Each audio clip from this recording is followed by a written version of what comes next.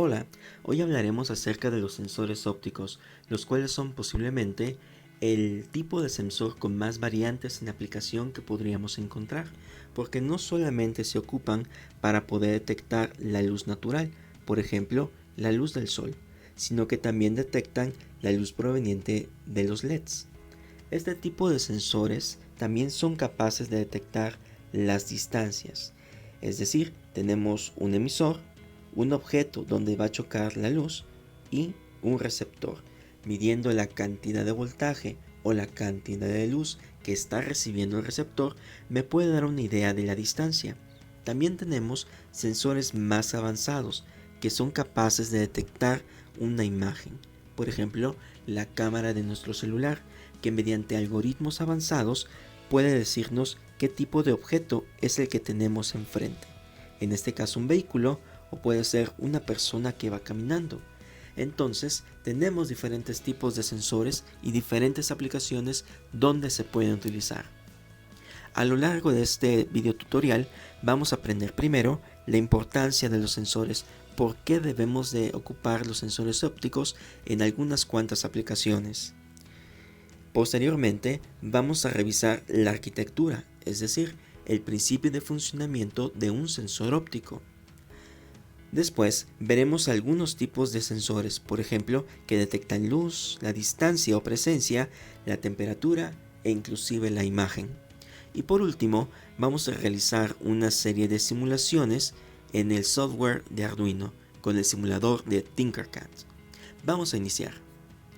Como les había mencionado al principio del video, nosotros podemos tomar una imagen y mediante un algoritmo de inteligencia artificial que nos diga dónde se encuentra el piso y cuál es el piso, qué tipo de objetos son los que se encuentran presentes en la imagen, o en el caso de que la cámara se encuentre sobre un vehículo, que sea a través de un video en tiempo real. Tenemos diferentes tipos de aplicaciones de los sensores, por ejemplo esta. En este tipo de aplicación, la luz está alimentando a una batería.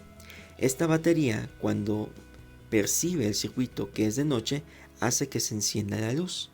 La manera en que funciona esto es la siguiente. Tenemos una celda solar, la cual recibe la luz. Este simbolito con la flecha que va hacia el interior de la batería es muy importante porque nos está diciendo que está recibiendo la luz. Ahora, esta energía o esta corriente y este voltaje está pasando a través de un diodo a una batería, con la cual se va a cargar el circuito. Y posteriormente tendremos un pequeño relevador que podría ser de estado sólido o podría ser un relevador mecánico, que mediante la detección de parte de la energía del sensor le está diciendo si se debe de abrir o se debe de cerrar el circuito, para que posteriormente lleguemos hacia nuestra carga, en este caso la lámpara. Ese es el funcionamiento de este circuito. Por eso es que solamente se encendería en las noches. El mismo circuito está detectando, pero también está haciendo que se cargue nuestra batería. Tenemos este otro tipo de aplicación, por ejemplo nuestros celulares. Si nosotros observamos nuestro celular, podremos encontrar que existen dos puntitos. Esos dos puntitos son dos orificios donde se encuentra un sensor, y la tarea de ese sensor es detectar cuando la persona se lleve el celular al oído. Es decir, cuando la orejita se encuentre cerca de estos dos orificios, quiere decir que la pantalla se debe de apagar. ¿Por qué? Porque no la está ocupando, porque está haciendo alguna llamada telefónica y la tiene cerca del oído. Cosa muy diferente que cuando se está viendo un video por YouTube y la pantalla debe de permanecer encendida, aunque esté detectando algo este sensor. Esto se hace mediante una programación para poder detectar cuándo apagar y cuándo encender pantalla. En este otro tipo de aplicación tenemos SLAM, que significa Simultaneous Localization and Mapping. En otras palabras, es un sensor que nosotros conocemos con el nombre de LIDAR. Está basado en un láser. Por ejemplo, podríamos colocar a un robot en esta parte y su sensor LIDAR, mediante una serie de rayos láser, podría detectar en varios puntos que existe enfrente de él, y cuando el robot comience a moverse a diferentes tipos de localidades, es capaz de decirnos, mediante un software que realiza el SLAM, la reconstrucción de un mapa en 3D de qué objetos existen, qué paredes hay y por dónde podría irse el robot en este caso. También tenemos recientemente un tipo de termómetro que mediante una luz indica el objetivo y le puede decir cuánto de temperatura se tiene aproximadamente. En sí, el sensor no es esta luz, el sensor es una pequeña celda que tiene en su interior, con una cantidad de píxeles muy limitada. Viendo la cantidad de píxeles me podría decir qué tanto de temperatura se tiene actualmente, aunque existen algunos otros sensores que lo hacen mediante láser. Ahora, ¿cómo es que funcionan estos sensores? Bueno, para esto es necesario revisar la arquitectura que tienen. Ya identificamos dos elementos principales, un emisor y un receptor. Cuando hablamos de un emisor y un receptor, nos referimos a que debe de existir una fuente de luz. En otras palabras, esta fuente de luz puede ser del tipo natural o puede ser del tipo artificial.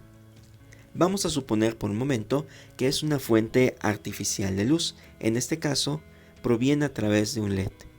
Esta fuente de luz va a enviar la luz hacia un receptor. Supongamos por un momento que no existe nada enfrente del emisor, que no existe nada entre el emisor y el receptor. Entonces la luz va a llegar de una manera continua, es decir, de una manera ininterrumpida. Lo que va a hacer el receptor es detectar esta luz a través de un fototransistor. Observen una vez más cómo las flechas tienen que ir hacia adentro del circuito transductor. En el caso de que existiese algún objeto, la luz ya no va a llegar. Es decir, si pasamos una hoja enfrente de nuestro emisor, entonces el receptor ya no va a recibir esta luz. ¿Y qué es lo que va a suceder?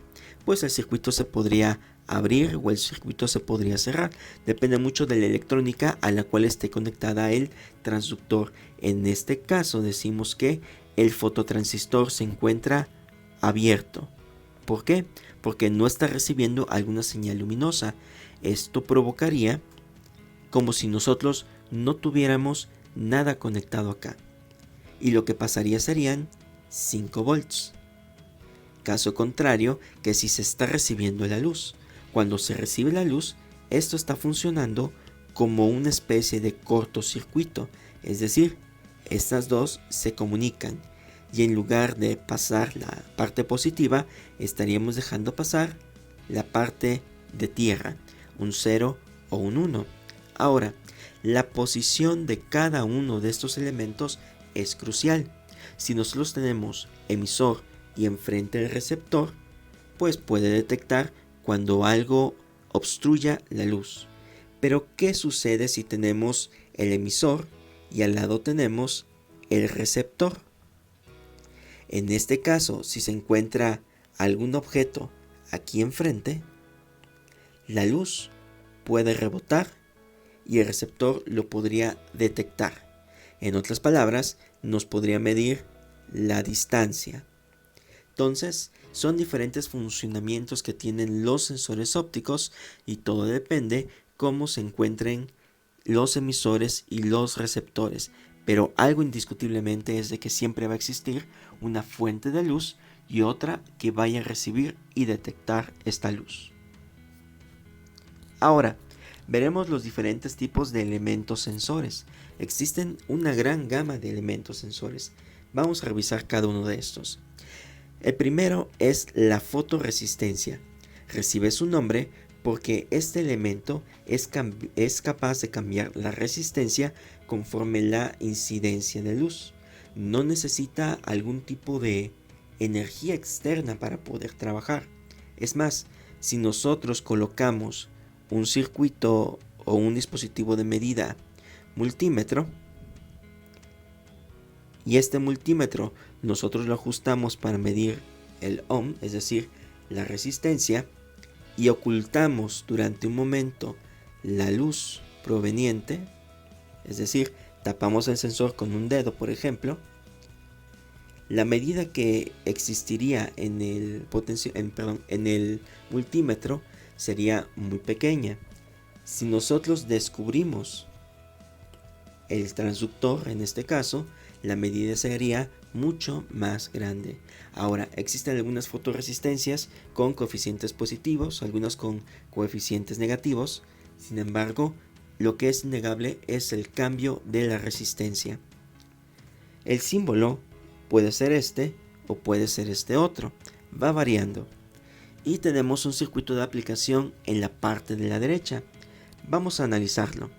Primero, el transistor que nosotros observamos aquí está funcionando como si fuera un switch.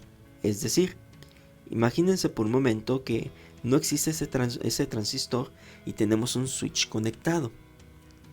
Si aquí nosotros recibimos un voltaje muy chiquitito, el transistor va a permanecer abierto. Es decir, como está abierto, el foquito no se va a encender. Pero si recibe un voltaje que fuera muy grande, este se va a cerrar. Y como se va a cerrar, lo que está conectado del lado donde se cierra es el negativo. Por lo tanto, aquí va a existir una tierra. Teniendo el positivo y teniendo la tierra, este se encendería. Ahora, ese es el lado del transistor. Lo que lo activa es el voltaje, en este caso. Para poder definir qué tanto de voltaje existe, se ocupa algo que nosotros conocemos como un divisor de voltaje. Recordemos, la fotoresistencia es en sí una resistencia. Por lo tanto, para poderlo analizar, sería un divisor de voltaje. Los divisores de voltaje dividen el voltaje dependiendo cuánto es la resistencia que se tiene en cada uno de sus puntos. Por ejemplo, si aquí tenemos una resistencia muy grande, entonces en este punto va a existir un voltaje pues más alto. Si aquí tenemos una resistencia muy chiquitita, va a haber un voltaje menos alto. Lo que nos interesa aquí es el transductor, en este caso la fotoresistencia. En este circuito observamos que es dependiente de la luz, es decir, va variando la resistencia, en otras palabras, va variando el voltaje. ¿Por qué? Porque está conectado como un divisor de voltaje. Por lo tanto, va a hacer que se encienda o que se apague la lámpara. Tenemos otro tipo de circuito transductor, en este caso un fotodiodo. A diferencia del anterior, este sí necesita energía para poder trabajar. Energía y también una fuente de luz. Verán ustedes. Cuando conectamos este circuito debe de tener ya un voltaje. Pero para que pueda pasar de una parte donde no conduce a una parte donde sí está conduciendo, por ejemplo, aquí es donde sí está conduciendo, en esta parte es corriente inversa, en toda esta sección no nos está conduciendo el circuito, lo va a hacer a través de un incremento del nivel de luz. Este fotodiodo es uno de los primeros elementos que se encuentran cuando se está trabajando con fibra óptica. ¿Por qué? Porque son muy rápidos. A diferencia de la fotoresistencia, cuyo cambio de resistencia es muy lento, el funcionamiento de un fotodiodo es muy rápido. Por lo tanto, puede decirnos si es un 0 o si es un 1 o la longitud, y entre diferentes tipos de variables dependiendo lo que se esté utilizando para poder detectar o la luz que se esté enviando. Tenemos este otro tipo de elemento que es conocido como el fototransistor. Ahora, el símbolo del fototransistor es el siguiente. Sería un transistor normal con su colector, con su emisor. La única diferencia es que la base es la que se encarga de detectar dónde se encuentra la luz y activar o desactivar, es decir, cerrar el circuito o dejar abierto el circuito. Uno de los usos que se tiene para este tipo de elementos es cuando hayan visto en alguna ocasión un módulo de relevadores. Ustedes notarán que los módulos de relevadores que se conectan a los Arduinos generalmente es una placa que contiene los relevadores. Por ejemplo, puede contener 2 relevadores, pero adelante de estos se encuentran unos cuadritos. Esos cuadritos en su interior tienen un fototransistor. ¿Por qué? Bueno, el microcontrolador, en este caso un Arduino, un PIC, un chip kit, etc., tiene una corriente muy pequeña, pero el relevador necesita, pues no una corriente tan grande, pero sí más grande de la que normalmente te da un microcontrolador. Entonces se necesita algo que conocemos como etapa de potencia. La etapa de potencia le da potencia a la salida del microcontrolador, de tal manera que si aquí tú le estás dando unos 5 volts con una corriente muy baja, cuando pasa a través de la etapa van a llegar los 5 volts pero con mayor corriente, o los 0 volts con mayor corriente, y esto va a excitar al relevador para que pueda actuar o no actuar. Ahora, muchos de nosotros hemos visto en algún parque probablemente algunas fuentes que cambian de color. Esas fuentes utilizan otro tipo de semiconductor que también forma parte de una etapa de potencia, y en este caso es un optotriac. El optotriac, la función que tiene es poder administrar o poder hacer el cambio o poder regular el encendido. Al mismo tiempo, muy parecido a la función del fototransistor, con una gran diferencia. El fototransistor maneja corriente directa, mientras que el fototriac o el optotriac maneja corriente alterna. Muy utilizado para cuando necesitamos alimentar una luz y que cambie de colores, y necesitamos que la luz sea de buena potencia, por ejemplo en los jardines de los parques.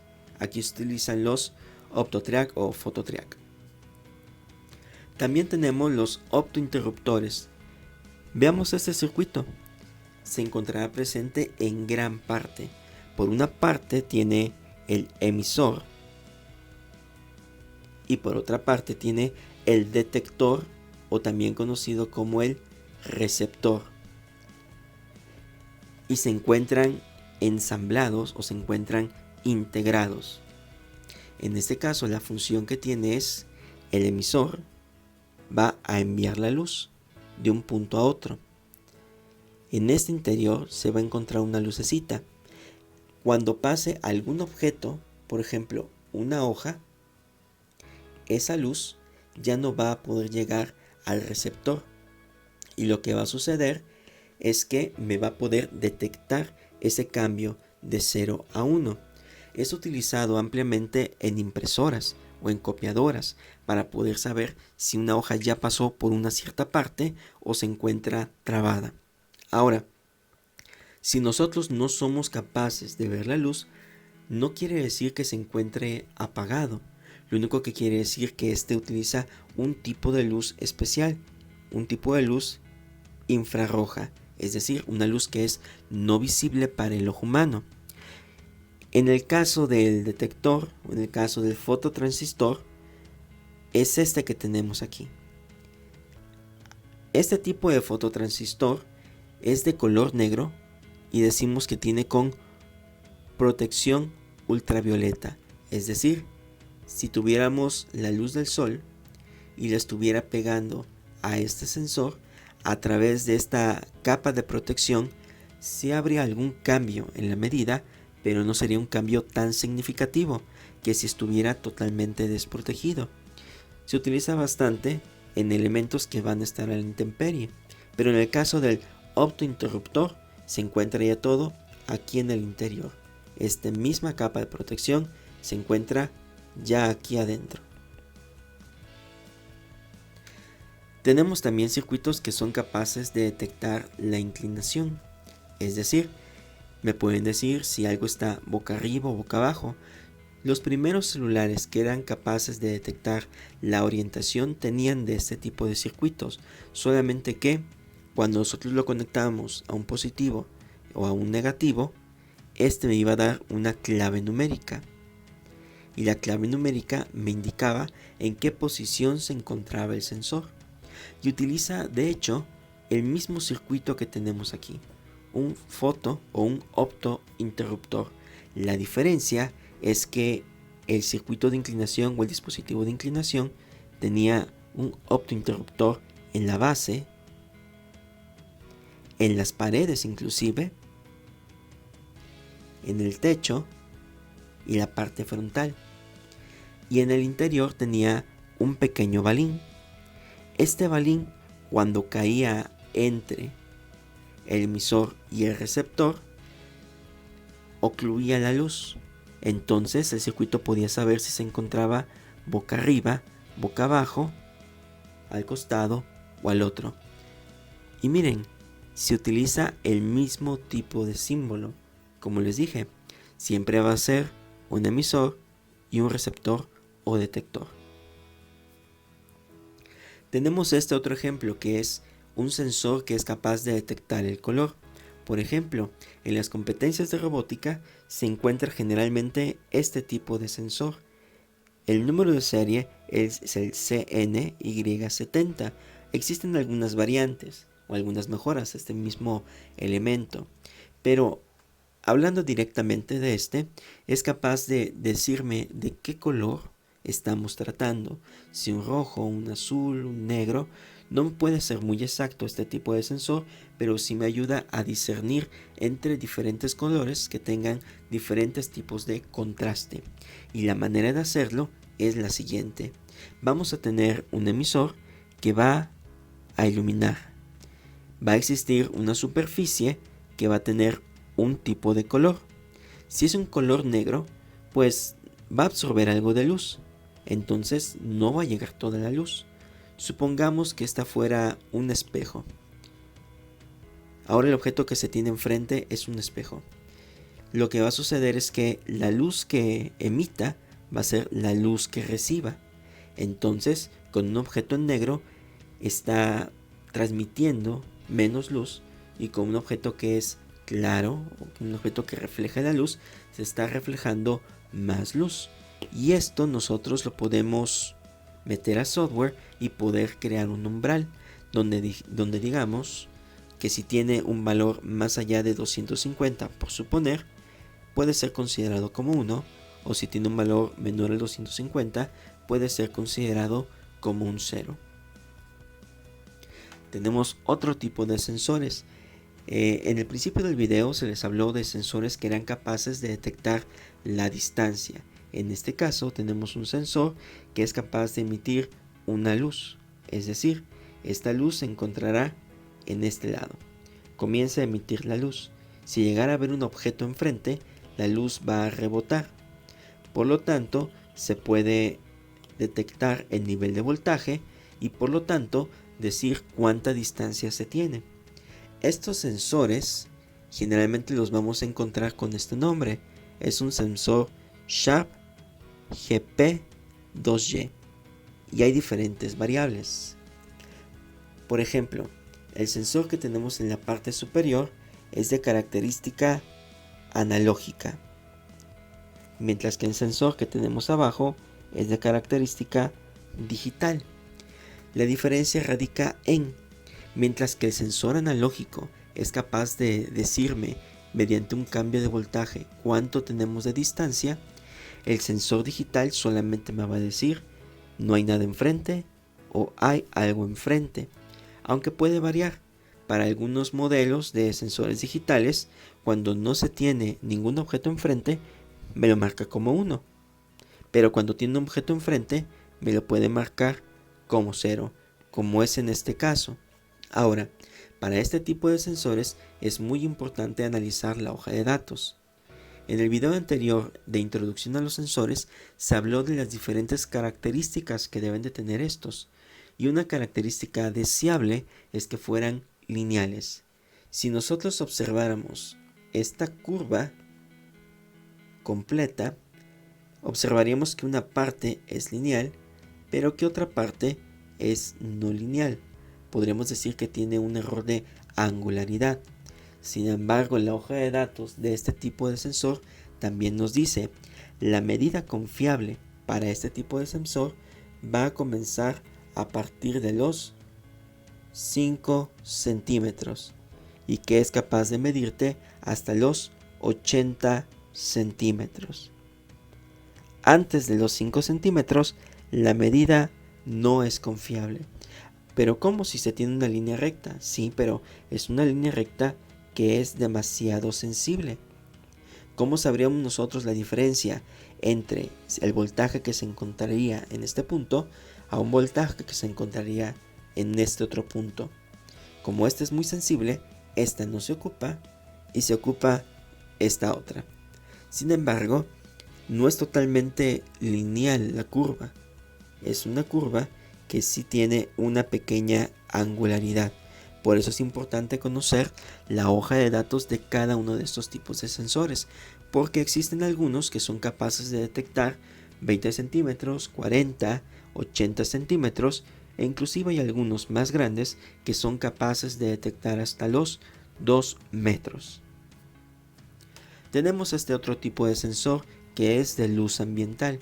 Tiene un pequeño domo en la parte superior, en el cual la luz del sol la va a detectar, la va a almacenar y me va a decir mediante este microcontrolador cuánto existe de luz en ese punto en específico. Para este tipo de sensor nosotros tenemos las líneas de alimentación, es decir, estas dos que encontraríamos nosotros acá son para los más 5 volts y para GND, aunque hay algunos sensores que en lugar de utilizar 5 volts pueden admitir desde 3.3 hasta los 12 volts. Por eso se le llama voltaje de entrada. Es muy importante checar la hoja de datos. En este caso, voltaje de entrada. Y tenemos otros dos que sirven para la comunicación digital. Como dijimos en el video pasado de introducción a sensores, se pueden clasificar de diferente forma los sensores. Pueden ser analógicos, digitales, de luz, de temperatura, de presión, etc. En este caso, este es un sensor digital. ¿Por qué? Porque si no tenemos otro micro que se conecte a estas líneas, simplemente no vamos a poder leer la información. Forzosamente para esto necesitamos otro microcontrolador. Ahora, tenemos este tipo de sensor. Veremos las partes que lo conforman. Primero, tenemos unos emisores de luz. Son estos que se encuentran acá. Emisor 1 y emisor 2. Vamos a decir que este es emisor izquierdo y este es el emisor derecho. Y tenemos el circuito sensor. En este caso el transductor junto con el micro es este que se encuentra en medio. Pensemos por un momento que yo pongo la mano muy cerca en esta altura. Como va a haber más luz que está incidiendo sobre el sensor, me va a decir una medida. Vamos a decir una medida chica. Pero si la mano yo la muevo hacia arriba, esa medida ahora se va a hacer más grande. En otras palabras, este es capaz de detectar cuando yo me acerco o me alejo al sensor sobre un eje Z. ¿Qué sucede si yo muevo esta mano sobre el lado izquierdo? Entonces va a detectar más esta parte del sensor. Pero ¿qué sucede si yo muevo ahora sobre el lado derecho? Va a detectar esta otra parte del sensor. Por lo tanto, decimos que este sensor es capaz de detectar sobre el eje X también. Por eso decimos que es un sensor de gestos ZX. En otras palabras, podremos construir un circuito que es capaz de detectar cuando pasamos la mano enfrente o cuando la acercamos y la alejamos. Muy similar a los circuitos que nosotros tenemos en los celulares, que podemos pasar las imágenes si nosotros colocamos o hacemos un gesto manual de pasar imágenes enfrente del sensor óptico. Ojo, no todos los celulares lo soportan. Por eso es necesario ver las hojas de datos, inclusive de los circuitos celulares. Ahora, vamos a hablar sobre las simulaciones. Vamos a ver diferentes tipos de simulaciones. Y para esto es muy importante que nosotros sepamos las diferentes partes con las cuales cuenta nuestro Arduino. ¿Por qué? Porque la gran mayoría de funciones que nosotros vamos a estar trabajando va a ser de este punto. Va a tratar con conversiones de analógico a digital. Porque la gran mayoría de los sensores ópticos que no están conectados a un microcontrolador, entonces se necesita una salida que sea del tipo analógica, una entrada que sea del tipo analógico.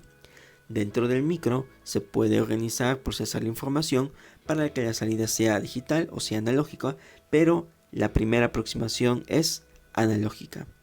Para algunos otros tipos de sensores se utilizan estos pines, los que están colocados en esta parte, es decir, donde se encuentra la comunicación I cuadrada C, como era el caso del sensor de luz ambiental. Vamos a empezar. En esta primera animación o simulación vamos a conectar nuestra fotoresistencia. Observemos que nuestra fotoresistencia está formando parte de un circuito divisor de voltaje y la salida de este divisor de voltaje se está yendo hacia el pin A0, como yo les mencioné en un principio, con una entrada analógica. Y el objetivo es que si yo coloco un dedo o apago la luz o tapo la fotoresistencia, esta se puede encender o se puede apagar. Y para esto vamos a ocupar el siguiente programa. Este programa, en la conversión analógica a digital de los ejemplos del Arduino. Vamos a iniciar. En esta simulación vamos a utilizar un Arduino Uno, un protoboard, dos resistencias, una de 330 ohms donde vamos a colocar un LED y otra de 10 kilo ohms, a manera que un divisor de voltaje conectado con la fotoresistencia, en la parte central nosotros podamos leer la información en el pin A0. El LED va conectado en el pin 9. Vamos a checar el código. Se deben de respetar los diferentes segmentos que hemos visto: el nombre, variables, librerías, configuración, programa principal y las rutinas. Primero vamos a escoger o vamos a definir dónde están conectadas las cosas, en este caso A0 y A9. A0 para la entrada analógica y A9 para la salida analógica. Mientras que utilizamos dos variables del tipo entero, una donde se va a almacenar el valor del sensor y otra donde vamos a escalar el valor del sensor. Para poder depurar y poder ver por el puerto serie, ocuparemos la configuración de Serial Begin a 9600 baudios. Y en nuestro programa, estas tres instrucciones es lo que hace posible la lectura análoga y reproducir la lectura análoga con una salida de mismas características, variantes de 0 a 255. La que hace la adaptación o la escala es esta instrucción, la instrucción map. Posteriormente vamos a escribir los valores a través del puerto serie y damos un pequeño retraso. Vamos a iniciar la simulación.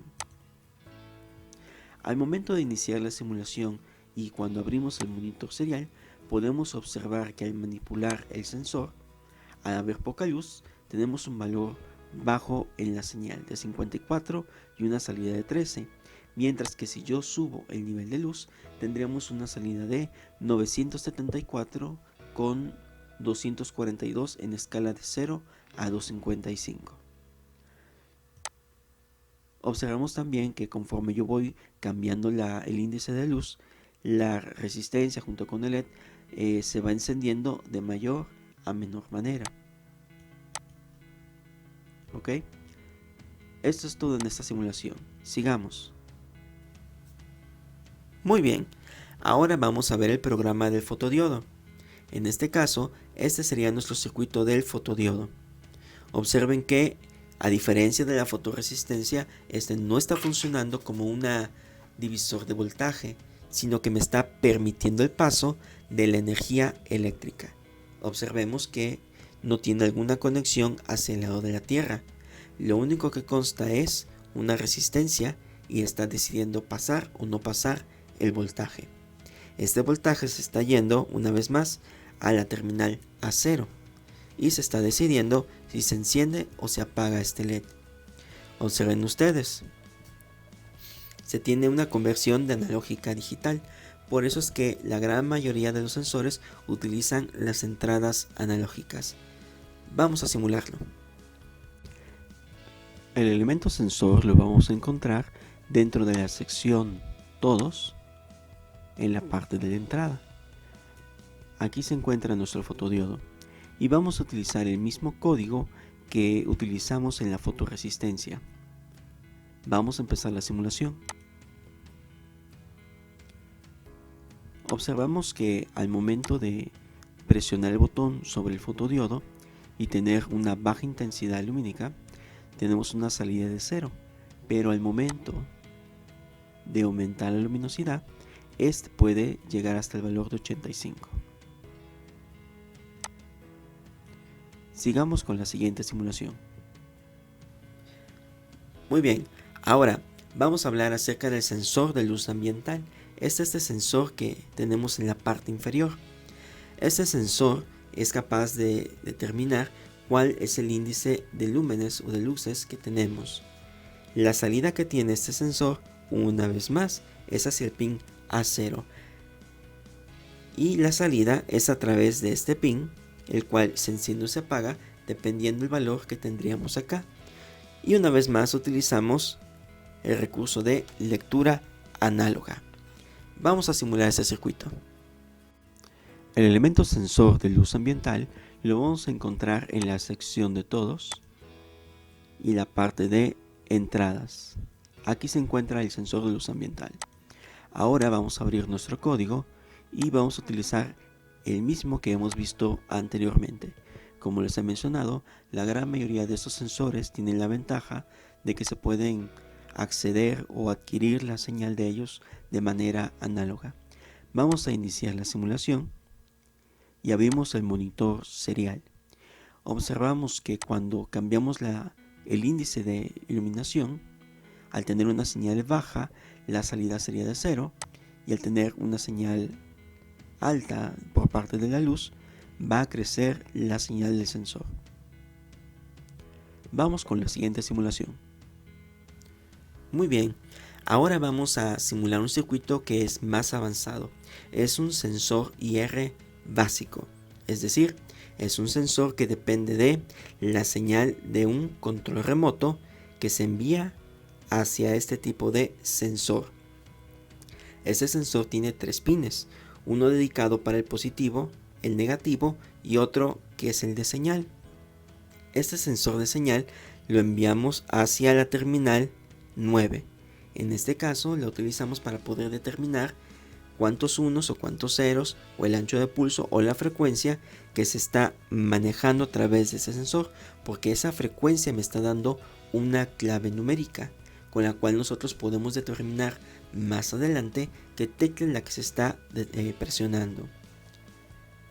Este sería nuestro programa.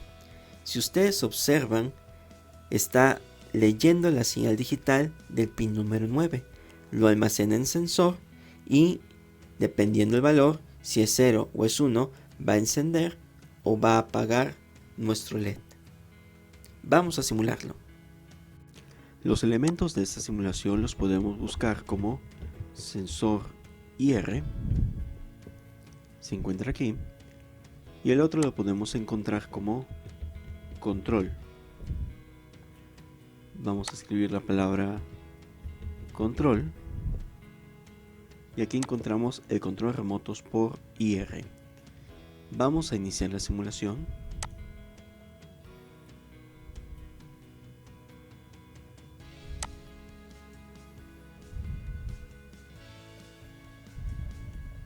Observamos que en este el código es ligeramente distinto.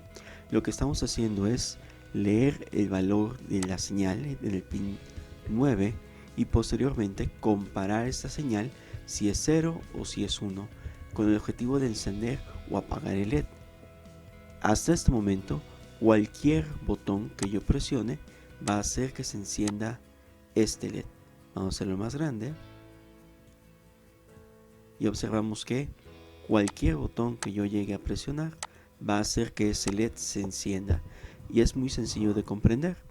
Recordemos que la señal que está recibiendo a partir del control son una serie de variantes en frecuencia, que este lo está convirtiendo en un valor de voltaje. Este valor de voltaje viene con una frecuencia, y ese valor de frecuencia, ya sea 0 o 1, en ciertos instantes los está leyendo. Por eso cualquier botón que yo llegue a presionar me lo va a detectar como algo positivo, algo de lógica 1, por lo tanto se va a encender el LED, pero no me va a poder distinguir en este ejemplo qué botón es el que yo estoy presionando. Muy bien, ahora vamos a ver un sensor de IR más avanzado. Este tipo de sensor sigue siendo el que utilizamos en la simulación anterior. Seguimos utilizando nuestro control remoto, pero observamos que existe una diferencia. Ya le agregamos 4 LEDs, los cuales se van a iluminar o apagar dependiendo qué tecla numérica es la que yo estoy enviando. Para esto sí se van a utilizar unas librerías, irremote.h, que es una librería solicitada en Arduino que podemos descargar. En el caso del software de Tinkercad solamente hay que mandarla a llamar. Ocupamos algunas variables y configuramos nuestro sistema para poder leer la información. Pero observen esto: cuando nosotros mandamos a decodificar la información, nos está devolviendo algunos números muy específicos que, dependiendo el tipo de número, nosotros podríamos determinar cuál es la tecla que se presionó y cuál es el LED que yo tengo que encender o tengo que apagar. Vamos a revisar la simulación. Los elementos de esta simulación son conocidos. Seguimos utilizando el sensor de IR más el control. Sin embargo, vamos a agregar 4 LEDs indicadores para que nosotros podamos mostrar qué botón es el que estoy presionando yo. Por primera vez vamos a utilizar una librería en el uso de estos sensores. En este caso, la librería es irremote, y vamos a asignar algunas variables, es decir, dónde van a estar conectados los diferentes LEDs, en el pin 5, 4, 3 y 2, y el pin donde se está recibiendo la señal, que es el pin 11. En la configuración vamos a decirle al Arduino que las salidas van a estar donde se encuentran los LEDs. Vamos a utilizar el monitor serial y también vamos a imprimir algunos mensajes, en este caso que se está permitiendo la comunicación, y vamos a recibir alguna información. Por la parte del proceso vamos a leer la información decodificada y vamos a preguntar qué valor tiene esta información. Estas cantidades que observamos acá son las correspondientes a cada uno de los diferentes tipos de dígitos que se están presionando. Vamos a iniciar la simulación, activamos el monitor serial y cuando presionamos el número 1, observamos que se enciende nuestro primer LED. El número 2 se va a encender, el número 3 y posteriormente el número 4. Muy bien, esto sería todo por mi parte. Estos fueron los sensores ópticos. Espero que hayan disfrutado el video y nos vemos más adelante. Gracias.